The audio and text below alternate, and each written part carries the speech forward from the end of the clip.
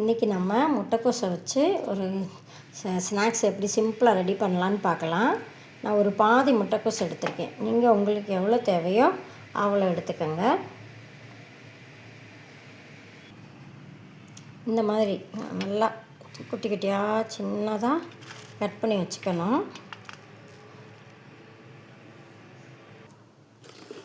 இதில் தேவையான அளவு உப்பு,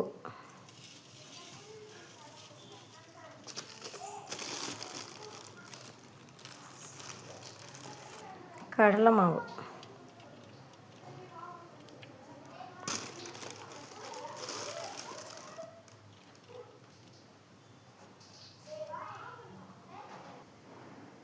மிளகாய்த்தூள், தேவையான அளவு மிளகாய்த்தூள், கொஞ்சம் பெருங்காயத்தூள்.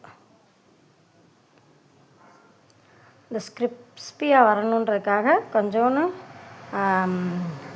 அரிசி மாவு, கொஞ்சோன்னு பச்சரிசி மாவோ இடியாப்ப மாவோ எதுனாலும் போட்டுக்கலாம். இந்த மாதிரி பிசைஞ்சு வச்சுக்கிட்டு அப்படியே ஆயிலில் அப்படியே உதுத்து விட்ட மாதிரி அப்படியே பொரிச்சு எடுத்துட்டா நம்மளுக்கு முட்டைக்கோஸ் பக்கோடா ரெடி. முட்டைக்கோஸ் பக்கோடா ரெடி.